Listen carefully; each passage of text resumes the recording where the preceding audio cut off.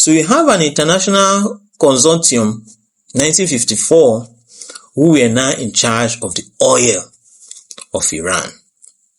The Shah came back to power.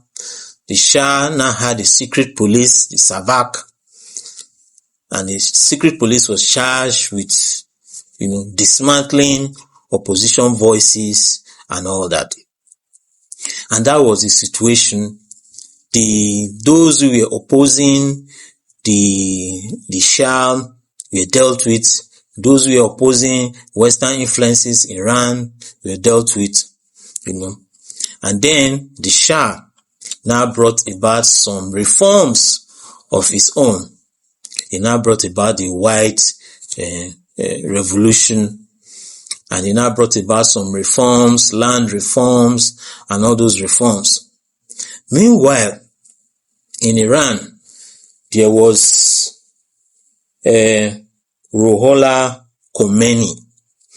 Ruhollah Khomeini was an Islamic scholar who has been following what has been going on, and he was opposed to the Shah.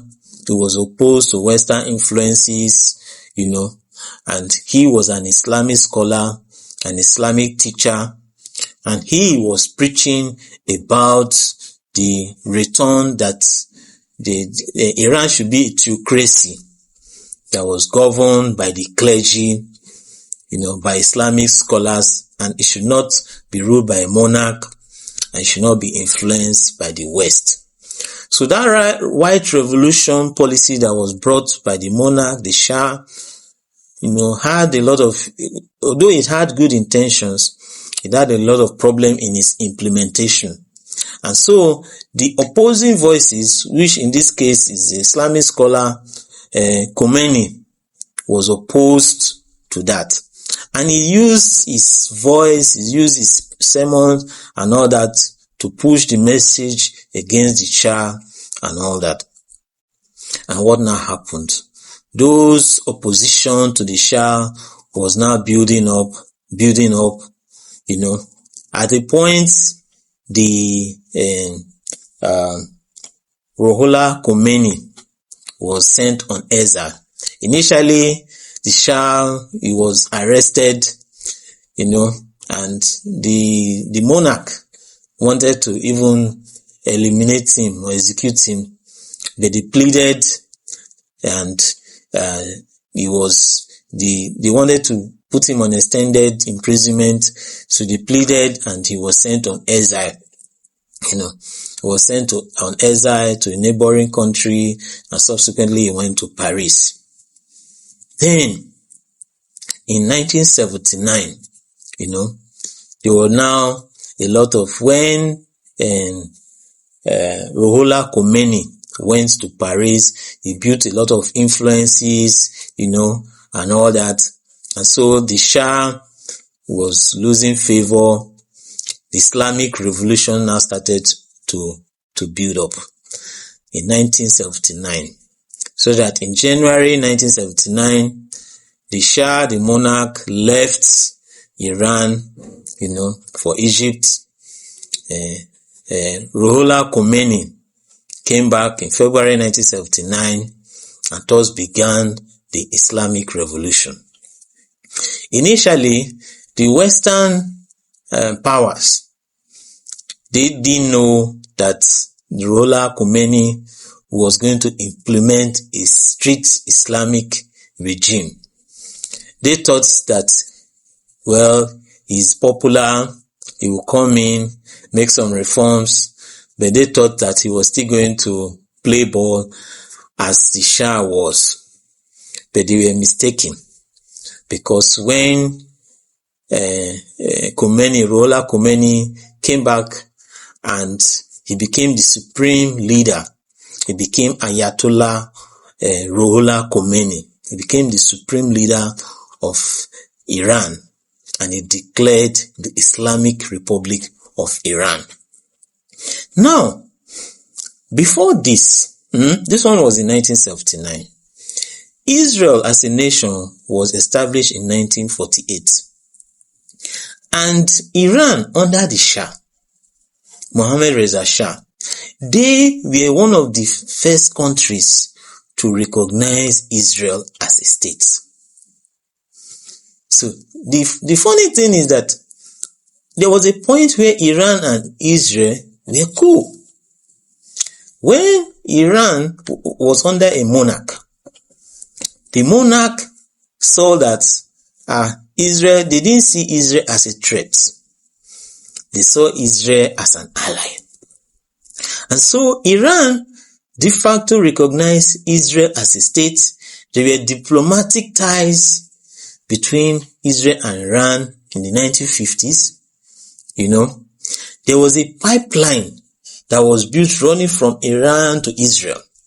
Because at that time, there was an Egyptian leader who wanted to make a dominant Arab nation. The Iran is from Persia. They are not Arabs. They are Persians. They speak Farsi. Unlike the other parts of the Middle East, where you have Arabs. So Iran was afraid of the Arab majority countries, taking over the Middle East and pushing them aside. And they saw an ally in Israel. And Israel too didn't like a dominant Arab world. And so they, the enemy of my enemy kind of. And so there was this tie between Iran and Israel during the monarchy. And that tie went on for years. It was not, in order not to offend, because Iran, they are Muslims, right? Just like the Arabs are Muslims. But Iran are Shiite Muslim. Their own, they practice Shia, they are Shiite Muslims, Shia. I know their form of Islam is a little different from the rest. Majority of Muslims are Sunnis. The Iranians are Shiite, So you have a situation where Iran feels they are different. Culturally, they are different. Language, they are different. And in terms of religion, there are some differences, even though they practice Islam. And so they found Israel, who was also different, as an ally. And thus, initially, there was this good term. Now, the Israel was in good terms with the Shah, the monarch. But now that the monarch is being removed, the monarch went out on exile, and Ayatollah Ruhollah Khomeini declared the Islamic Republic. And so the friends of Shah, the friends of the monarch now became his enemy too. And then there was the Israel-Gaza conflict, Israel-Palestinian conflict, and the Islamic Republic of Iran took the side of the Palestinians, and they declared Israel as an enemy.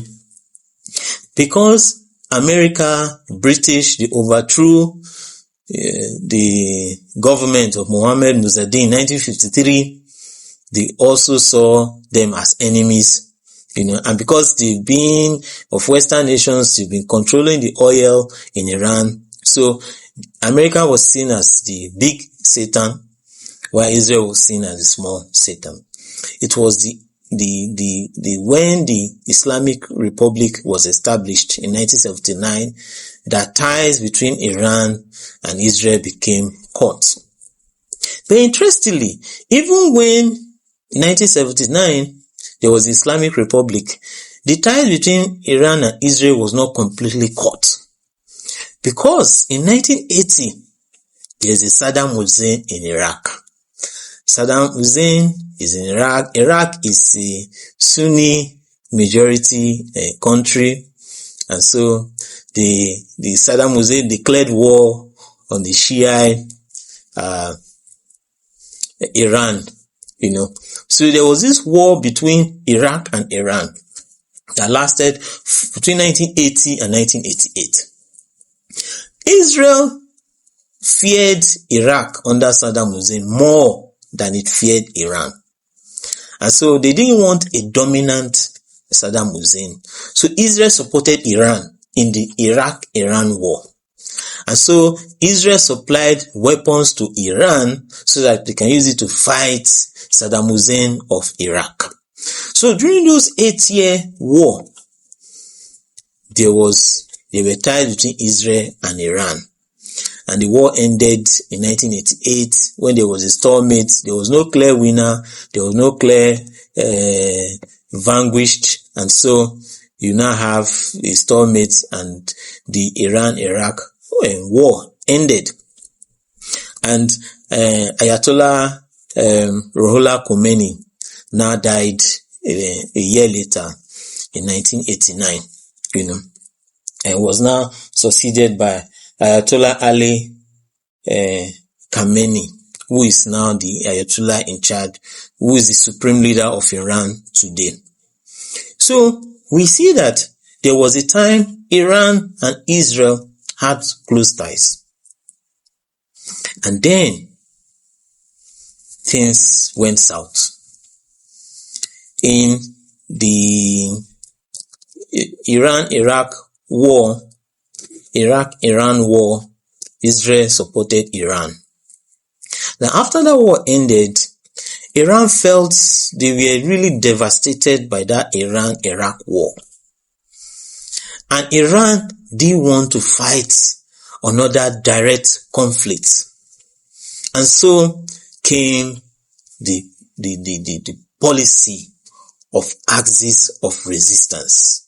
Iran now developed this policy of axis of resistance, which I will talk about